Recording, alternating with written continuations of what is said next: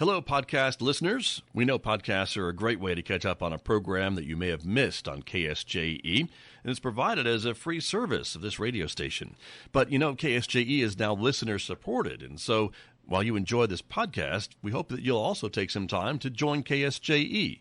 Become a member today. It's quite easy to do. Just go to our website at ksje.com/support and pick the level of support that best matches your budget. Thanks again for listening. Here's your podcast. KSJE is supported by San Juan Regional Medical Center, here to meet your urgent and emergent medical needs, whether they are COVID-19 related or not. Medical emergencies happen when you least expect them. Whether it's a stroke, heart attack, illness, or injury, San Juan Regional Medical Center's caregivers are here to provide care to you and your loved ones. Find out more online at sanjuanregional.com.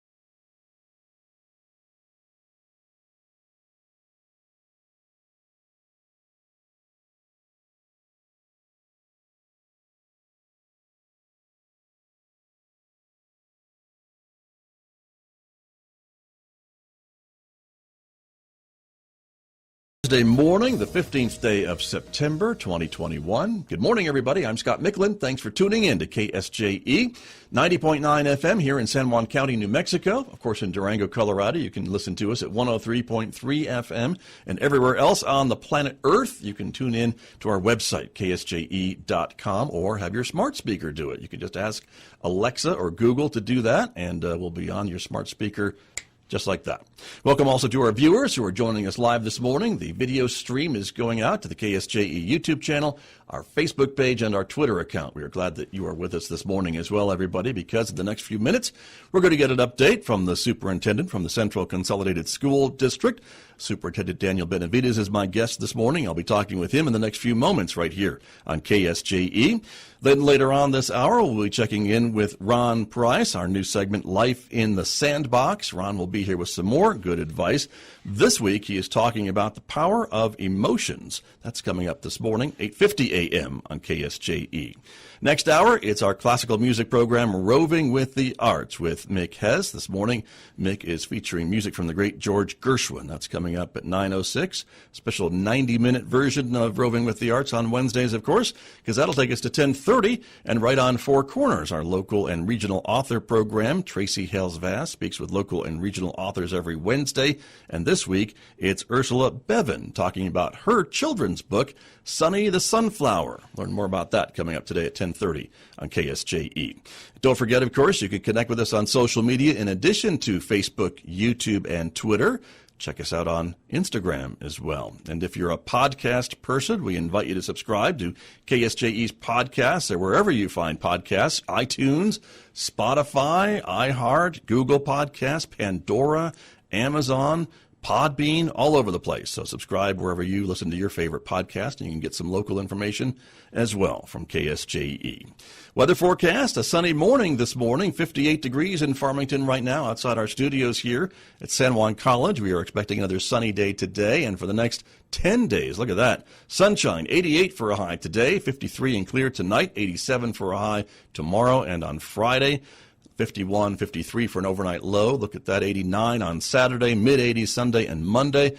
Maybe cooling off a bit next week, Tuesday with a high of 75, 79 on Wednesday, but back into the 80s by the end of next week. And overnight lows, though, getting cooler, too. Look at that, mid-50s for much of the next 5 days, but then upper 40s and lower 40s on Tuesday night. So The weather is changing, that is for sure. Let me introduce my guest who is here with me this morning. I always appreciate his time when he comes over to talk with me to get an update on conditions and things going on in the Central Consolidated School District. Superintendent Daniel Benavides is here. Good morning. Good to have you back. Good morning, Scott. Nice to be back. Thanks for coming in. And things are going well. We were talking just about how fast the school year seems to be progressing. Here we are mid-September already, but it's been almost a month of school for your students. It's been very nice because it seems, with the exception of the COVID stuff, it seems to be a normal year, which is good. And I'm always amazed at how fast time flies. It's September 15th, my goodness sakes. Right, so. That's true. And so despite all the COVID stuff, you still got kids running through the halls and getting to class, and the bells are ringing, the buses are moving, and all those normal things we associate with schools. Kids are on the athletic fields. It's probably a nice scene. It's extremely rewarding to see that all the hard work that the staff and the teachers and the parents getting our kids to get back into in-person learning. It's pretty phenomenal. It's just you kind of take that for granted until you have something like this, like the pandemic, come through. And it's nice to be at schools and see kids running around and doing those normal things. Right. So, kids being kids. Kids being kids. And complaining about homework, probably. Yeah. Right. And so that's a good thing. And you were telling me even the number of COVID cases has not been too severe in your school district, which is, again, another knock on wood moment. Right. But that's good because that means some of the things that you're doing are working. Yeah, we got to commend the staff in our district. Everybody's pitching in. We do some random checks just to make sure that we're following the protocols, but everybody seems to be wearing their masks. The few cases, I think countywide, they've been averaging in the 40s, if I remember the data correctly from this past week. But in our district, they're relatively small. We have 3 or 4 cases, I think is the most we've had. But on average, they're pretty low. And what we're finding out is the cases we are getting are coming from the outside, meaning that whoever is bringing it in, it's being isolated because of the mass. Mm-hmm. And then we're not having to send whole groups of students out like we were in the past. And it's allowing us to keep kids in school, and that's the most important thing. And I want to commend our entire district community. They're doing an outstanding job of protecting our kids. Right, it's awesome. Well, and it's a great job. And again, it sounds like then the protocols are in place so that if a case does show up, right, you can quickly isolate that case or a few cases and not have to close a whole school down or something like that. Yeah, and again, it goes back to the fact that despite what one may think about the mask, because it's been a touchy subject all over the United States, the fact that... Really? I hadn't heard a thing about it. There's controversy? Sorry. No worries. But, the principals have done an outstanding job of just saying, hey, this is what we're going to do. We want kids in school. And it hasn't been an issue. And again, our job is to educate kids. If whatever we can do to get our kids educated, we're going to do. And it's been wonderful to see the staff step up. So right. Well, and I think your district, more than many others across New Mexico and even San Juan County, when we get some of the data by zip code of vaccination rates, your district is probably one of the highest vaccinated school districts in the state, if I don't mind saying. I haven't recently checked up on our vaccination. I know that people are excited about excited as you can get about getting inoculated. Right, I've understood, sure. But even your families. Right. And even the folks that are eligible to get the vaccine have gotten it in some of those western San Juan County zip codes. Right, and what that does is allows us to have more of those shot clinics.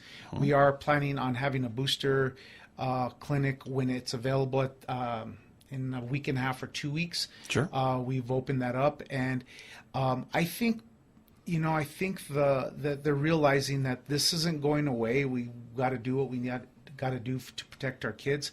But you're right. The Western County of San Juan County has done a phenomenal job. Navajo Nation, got to give kudos to Navajo Nation. Yes, definitely. They've gotten some really good numbers up in inoculation, and so it's good. And it helps. Anything that we can do to, again, education shouldn't be political.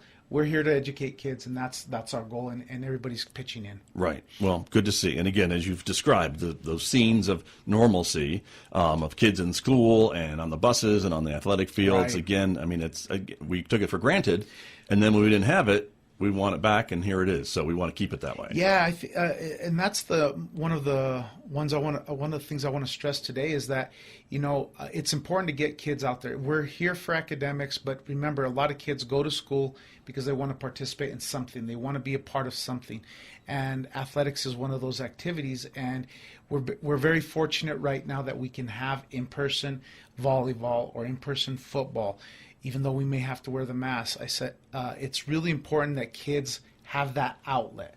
I think we got to see students, and the community got to see students when they're kept up with or bottled up at home. It's not a good situation because they're young, they want to get out there, and so having sports and activities is important. So I hope the community understands that we want to be able to play Farmington or Bloomfield or Aztec or Gadsden or wherever we're playing. We want to continue to do that, so people help us out there with keeping our kids safe. There you go. Very true. My guest this morning, Central Consolidated Schools Superintendent Dr. Daniel Benavides is here, and we're talking a little bit about some of the conditions going on in the district these days, of course, with some of the mask requirements and being able to get kids back in school and in-person learning, which is what everyone wanted over the past 18 months or so. You were talking before we came on the air a little bit about enrollment and census count and things along that line. That 40th day is coming up soon. So how are things looking? Great question. I think that we're pretty excited. Our numbers, I always, as a superintendent, you don't ever want to over-project your numbers because that affects your budget. So we're a little conservative as far as our numbers.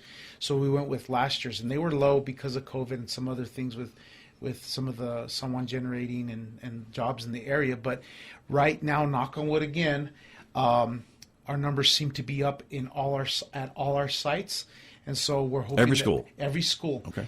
And that's one or two or five or six, and it's the old adage or the old saying, pennies add up to dollars and dollars make sense. It's the same kind of with school districts, that every student that we get increases our budget. So we're hoping that our kids continue to come back, trust what we're doing, get educated in person, and that way 40th day count, we'll have good numbers for that, so we have a good budget. So. And that number, just for folks who don't follow this as much as you and I do, is important because that's what the state uses, or one of the measuring days that they use to determine your funding for the next year. Exactly, and that's important because it gets averaged with the 80th day that happens in December.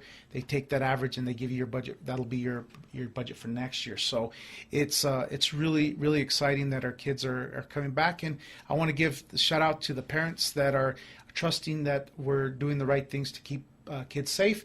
But I also want to encourage parents that, if they have any doubt about sending their kids, come check us out. Come to the schools. We'll give you a visitor pass. We'll walk you through the protocols. We'll make sure that they understand that we're going to keep kids safe. And again, it's about getting kids educated. Right. You talked earlier a little bit about, keeping kids in school, doing it safely, just talking about some of the things that Central Schools have done to identify quickly if someone has a positive case of COVID-19 and isolating that person or sending them home or whatever the case may be. And so as we move forward during the school year, it seems to me that the state is going, and I'm going to put myself out there, and if I'm wrong, you can say, I told you so, Micklin, but that the state is trying really hard to keep schools open and to keep kids going back for face-to-face and really trying hard to not have to shut things down again, and even other businesses shut down. I mean, we're seeing cases, but we're not seeing the shutdowns because I think, as you mentioned, we're learning to live with this and have to learn to live with this going forward. Absolutely. That's a great point. I think that businesses are adjusting as hard as it is to adjust to the mask and other things. They're adjusting. But I know that the Public Education Department has made it very clear that their expectation is to keep kids in school. And so they've changed their protocols. They've kind of have some data for the last year to keep kids in school. And so that's our expectation at CCSD. We want to keep kids in person. Now there are a few kids that want to take advantage of the virtual that we're offering, and I think that's statewide. But in general, the data does show that kids in person are going to get that what they need, and so the state has made it very clear. That's not to say that they won't change their mind. That's right. But as of today, yeah, as of today, they want kids to be in person. Right. So we hope that continues to be the mantra. So. Right. But that seems to be the message you're getting Absolutely. too. Absolutely. And as I said, I think we're seeing some of this guidance coming out to say let's do everything we can Yep. before we have to shut down again, Absolutely. and that's really the most distant last resort. Last resort. I think is what Knock on wood. Yes, exactly. As an educator, someone who's been in the business for a number of years, I want to ask you a bit about kind of the lost learning concept and the concern that maybe kids last year, it was rough for everybody. I certainly understand that, and that kids maybe this year are playing a little bit of catch up, and then they're going to be introduced to some new concepts so they can kind of move forward. Is that what you're seeing? I know it's still early maybe to talk about assessments and things like that, but is that what your teachers are trying to do with kids to see where they are and how to get them going again? Yeah, let me give a shout out to our staff because they've had to adjust. We've had to put in some. This public education department requires that we make up the loss of learning. How we do that is up to the district, and so we've put in a little bit extra time during the day, and we've worked a little bit longer, and so we got to give shout out to the principals and to the staff and the people at the sites because they're adjusting, and our kids are adjusting to a little bit longer days because we have to make up that loss of learning. Now that could be a little controversial because how you make that up is debatable. But what we've tried to do is try to minimize that by keeping the year kind of the same. Right. We did increase some of the time during the day, so it's longer, and teachers and students have to adjust to that, so they're a little bit more tired. But I think that staff and students are resilient, and so that's how we're addressing that loss of learning. I'm not sure until probably the end of the year where we've got all our short cycle assessments looked at and some of the data that we have for testing comes into play, whether we've closed that gap or not. You mean end of the school year, end of the calendar year? End of the school year, Okay. beginning in May. Okay. Once we look at all that data and we get those test results back. But will there be anything you can see maybe mid-year? Yeah, we have our maybe short cycle. that would maybe help to maybe if you needed to kind of do another boost for the second half of the year? Yeah, our short cycle assessments we have them and we're going to be using them, and we can look at those type of things. Right. But we are really relying on teachers knowing their kids and adjusting and scaffolding and trying to make sure that they meet the needs of the student individually. There are some kids that did really well online. A lot True. of kids didn't. Right. And so they've got to be able to understand and adjust their teaching, that it's not the traditional where we teach everything the same to everybody. They're going to have to scaffold and make sure that they adjust their learning. And I think we have the staff that's able to do that. It's an adjustment for them. Sure. Because of what you said, the loss of learning. It's required that we do that. Overall, Well, what teacher's been through a worldwide pandemic, right? Even some teachers have been around for a long time. They're not over 100. They were not around in 1918. So Right. this is all new for everybody. It's all new for everybody, and I am concerned how it's going to look at the end of the year, and so time will tell on that. But we're trying our best to put those things in place to try to make that up. I'm not sure. We haven't got any kind of hint or indication from PED if we're going to have to do that next year. I'm hoping they leave it up to the local districts to make that decision, that they don't take that out of our hands, so we can run summer programs and maybe adjust that during so we can have a normal type of school year next year. But the jury's still out on that one Sure. for this year. Well, it's still kind of early. I understand that. And then I guess maybe at home, is there any advice you have maybe for parents or grandparents, maybe when the kids get home and they maybe have more homework than usual or maybe than they've had previous years because they're catching up and trying to do some of that stuff? How can parents and grandparents and others help? Great ask. If there's one thing that parents or grandparents or guardians can do with their students, read with them. if they simply read with them for 15, 20 minutes, read to them, or have the student read to the adult, I'm telling you that's going to make a world difference. It's 20 minutes they can read while they have dinner together, or during commercial breaks, the 5 minutes that they're watching TV, they can read a paragraph and then watch the show and read a paragraph. Think outside the box and help your student out. That's the one piece of advice. So thanks for asking that. And, sure. I hope parents at least read with them. It makes a difference. Right. And what about for older kids? Same advice? Or, I mean, is there anything different you'd say maybe for your high school kids that are just maybe trying to get through it, get to graduation? Another good question. I think that if parents ask their kids to get off their devices for 15 minutes and have a conversation with them, they don't have to be superficial and say, "Hey, son, how was your day?" Just say, "Hey, how's it going?"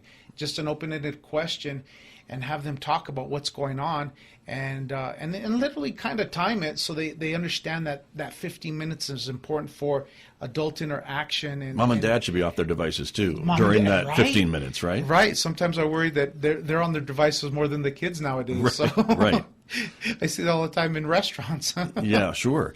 But important to connect, I guess. It's important to connect from time to time, right? The time that the students and parents were bottled up, I think that they need to go outside while the weather's nice. As you mentioned earlier, we're going to have mid-90s and upper 80s. Yeah. Go outside and have a conversation and cook on the grill and just have a conversation with your teenager. I think that'll work wonders. That's important. I think that's good advice even when there's not a pandemic going on, for parents and kids to connect, or adults or whoever that child has in their life to connect with them and Absolutely. see, just ask how it's going. Interaction with that, you establish that rapport with your students, and it doesn't have to be about school. It could be about baseball or basketball, or even if there's something on Instagram that they might see that they could do together, that's something they could talk, but away from the device. I think that's important. Very true. Very true.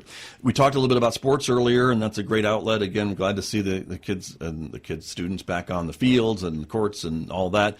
Didn't want to leave out, though, the other maybe non-athletic students, maybe like for the choir kids, the band kids, and all the other extracurricular activities. Some of those are ramping back up, too, after this? Absolutely. Right? There's a little bit, some requirements for the band. Sure. Because of the air and that kind of stuff. So, but I'm excited because I'll be able to go to the PAC centers that we have in our district and hopefully get to see some plays and some concerts.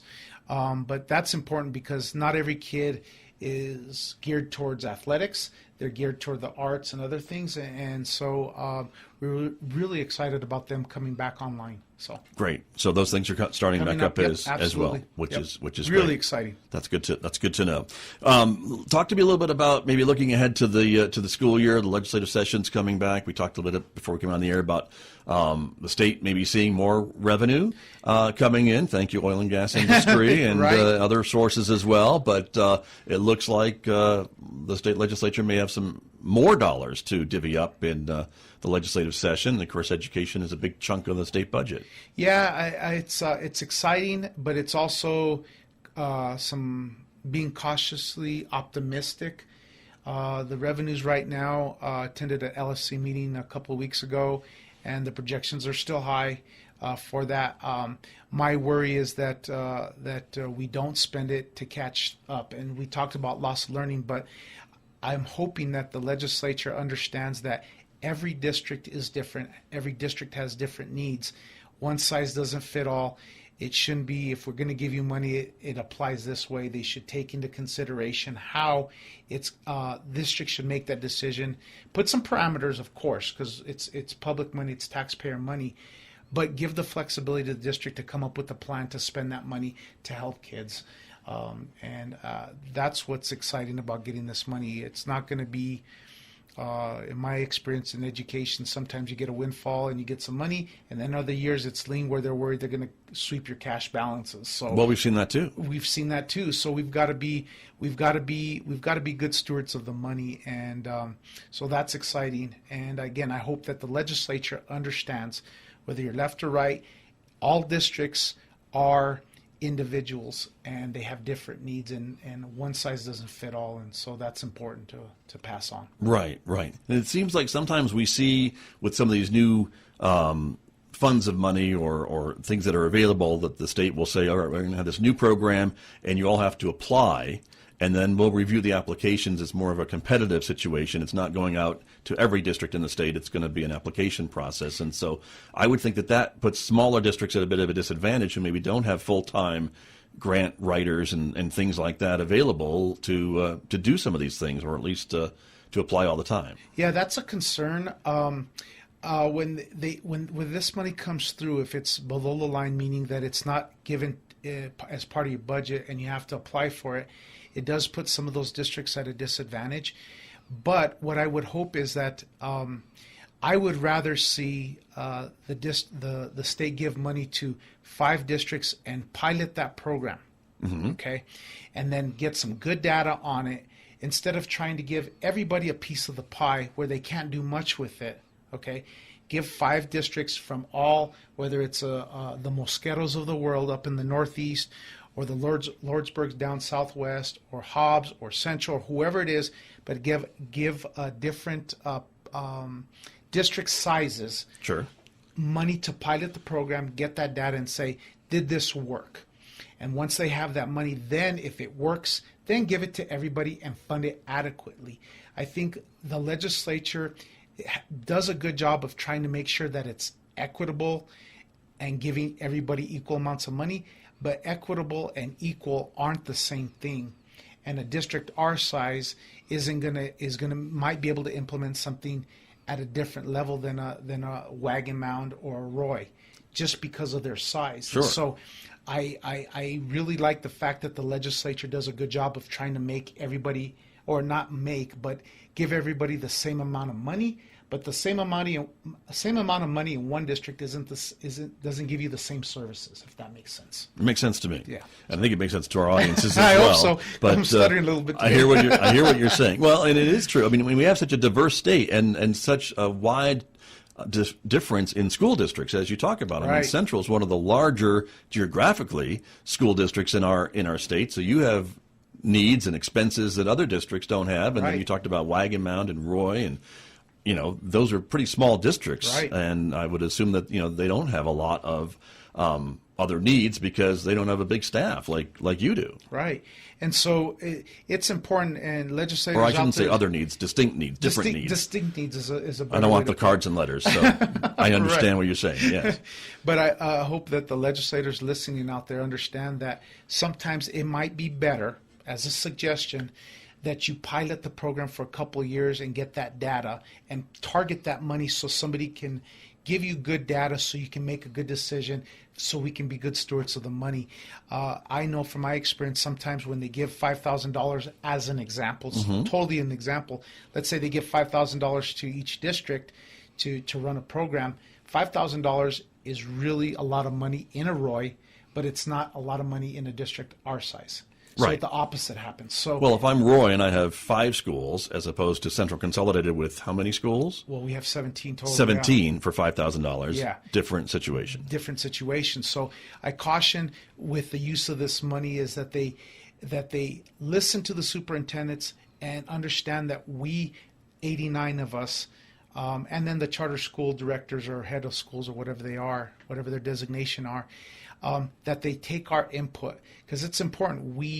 I think we kind of know what we're doing at the district level, and we don't have all the answers, but when it comes to running school districts, superintendents have some really good ideas, and there's a lot of good ideas out there.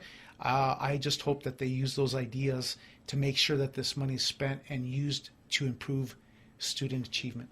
Gotcha. Well, I'm sure your phone's going to be ringing. I'm sure folks will be asking what you think. As you mentioned, you've been to a couple of meetings already, and I assume that will continue. Yeah, and it'll so, continue. So that's important. But we hear a lot about local control and wanting local school boards to have some of that input and get some information back from the superintendents. And you're getting information from your principals, who are hopefully getting information from their teachers, and that's Right. how it's supposed to work, isn't it? Yeah, it's supposed to work that way. You bring up local control. So one of the things that is hard right now, because our local boards are elected by their constituency, and so sometimes decisions at the state level, which are intended to be well-intentioned, Right. sometimes aren't taking into consideration what a district is like. And so I worry that the local control could be an issue when school boards are elected to make those decisions. They create policy that are accountable, they're held accountable for, and so I just hope that we get to make more local decisions. That's just my humble opinion. It's not political. I just want our district to be able to make local decisions to the best that we can. There's some things that are out of control, but I would hope that becomes a little bit more available to us. Gotcha. Well, and it sounds like that could be maybe something the legislature could talk about. They could talk about it. It's hard because, again, remember, Right. local boards are elected. Sure. Just like they're elected. So I think the legislators might look at that and say, well, we don't want anybody telling us what to do either. And I hope they would remember that when they're thinking about local school boards. Sure. So, But in regulating the PED, perhaps, that's something the Possibly. legislature could absolutely. do. But possibly. And you got to be careful, too, because you don't want to over regulate PE No. as well. Right. I just think there needs to be a balance. And historically, off and on, sometimes you get input as a district and sometimes you don't. Decisions are made without input. Overall, I think there needs to be a balance. And balance seems to be a big word in our district because we're having to balance a lot of different things. And so it doesn't hurt to ask or get Sure. input. Well, that sounds like a good idea. And we have a new leader of the PED in New Mexico, so perhaps we can talk to him someday and see what he thinks about all this. I've known Kurt for a Former while. superintendent. Yeah, he's a former superintendent. I actually, he was at Public Education Department when I was there. He was a deputy secretary then when I was in the Title I unit, and we interacted, and I knew him as a superintendent. And I think that him being there, having been a superintendent, is a good thing. Would he understand maybe some of He these things you're understands- talking He about? understands the local control issue and that every district is different. Mm-hmm. The issues that they have in Hobbs are different than CCSD, and the issues they have in Clayton are different than the ones at Silver. I think that's good. So we'll see how it turns out. I hope it gets confirmed, but it'll be nice to be able to talk to him. He is down to earth, and I think that was a solid, safe move. Good. Well, very good. Well, Mr. Benavides, always great to visit with you. Thank you Likewise. for coming in. Always appreciate it. We'll see you again in about another month. And Sounds good. See how things are going. But thanks for the update. Likewise, and take care, Scott, and everybody be safe and well. Thank you. You too. Very good. That is Superintendent Dr. Daniel Benavides, Superintendent of Schools of the Central Consolidated School District, my guest here on KSJE. Did you enjoy that podcast? We hope that you did. And if you did, share it with your friends. And if you really want to keep podcasts like this coming, please support KSJE. You can do it easily online at ksje.com.